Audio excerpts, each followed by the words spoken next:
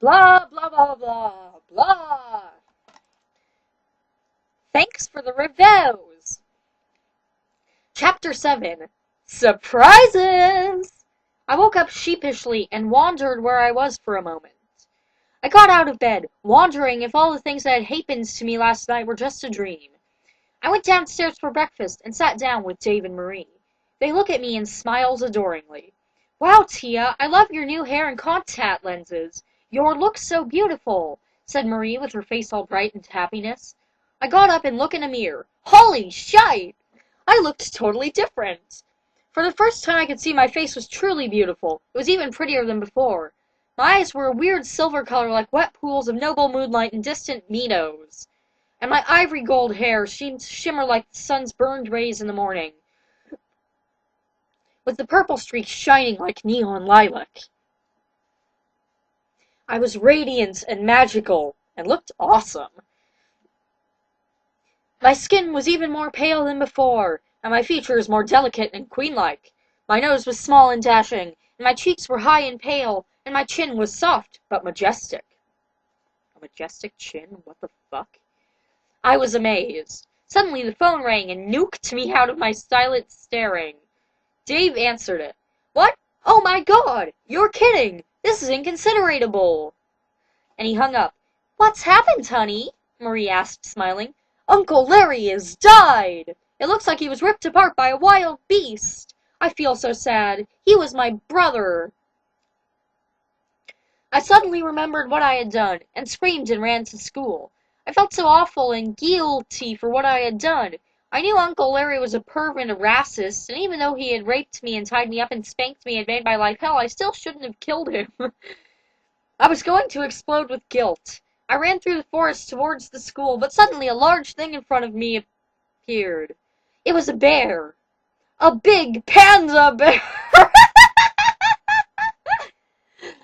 It was huge and fluffy and really cute. But I was scared as this was a totally weird thing to happen. No shit, Sherlock. Greetings, Atlatana, it said. I was totally freaked out. Since when did panda bears live in forks? And since when did they speak? I was totally confused. WTF! I screamed. I'm a panda bear! My name is Snooflanti Tatuna. You can call me Snoofles. A talking panda bear? I shouted furiously.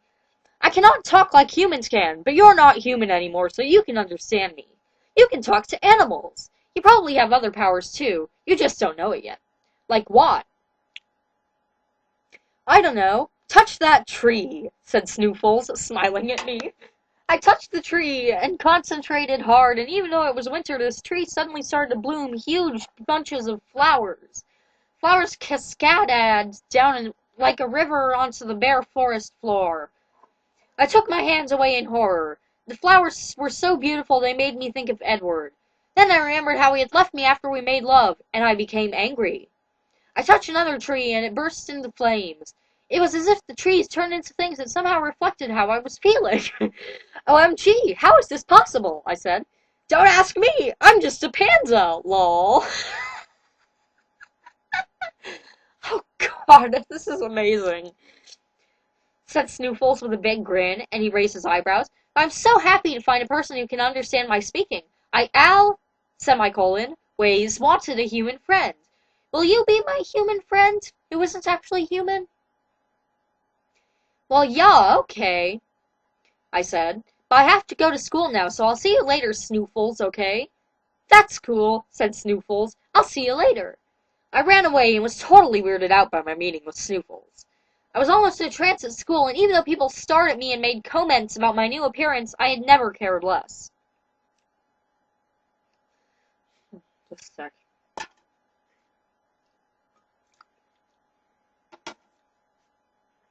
In gym class, I ran around dressed in my gym clothes. I was playing dodgeball, and the cheerleaders kept throwing their balls at me really hard, like biatches. But I was dodging them at the speed of light.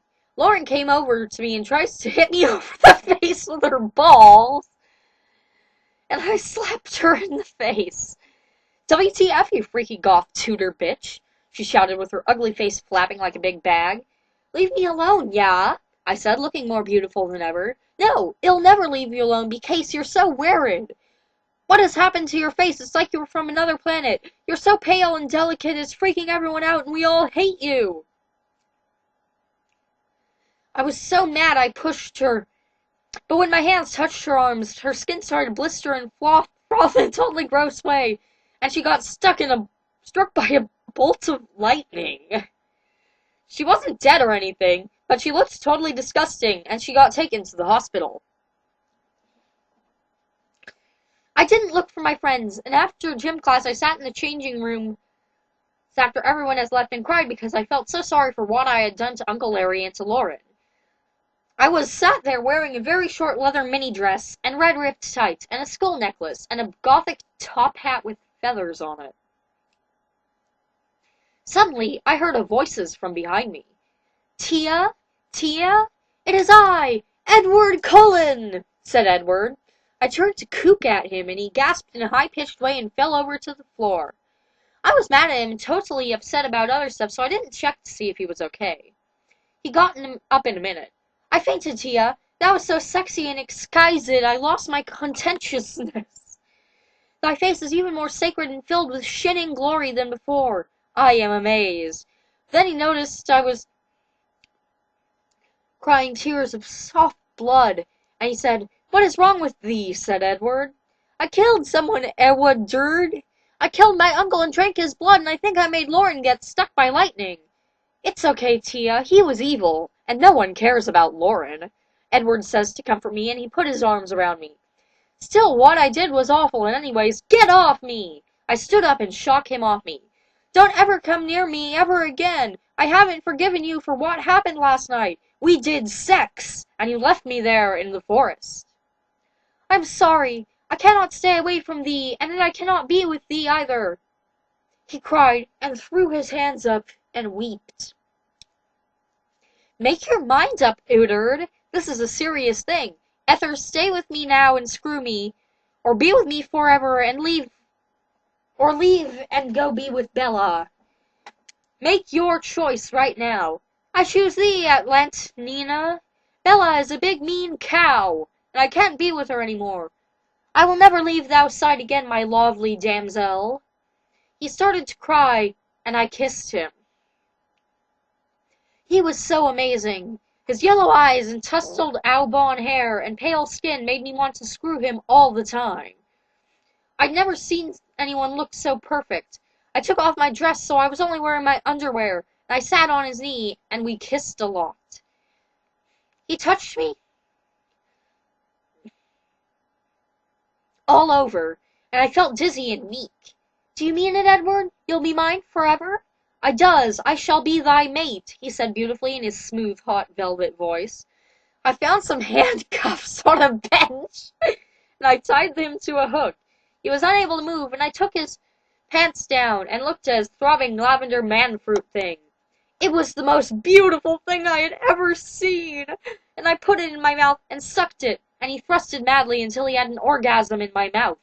The hot juice flowered in my mouth, and it was magical. Suddenly a voice came from behind me. What do you think you're doing, you evil rodent people? I hate you both, and now I am going to kill myself. It was Bella Swan. Dun, dun, dun.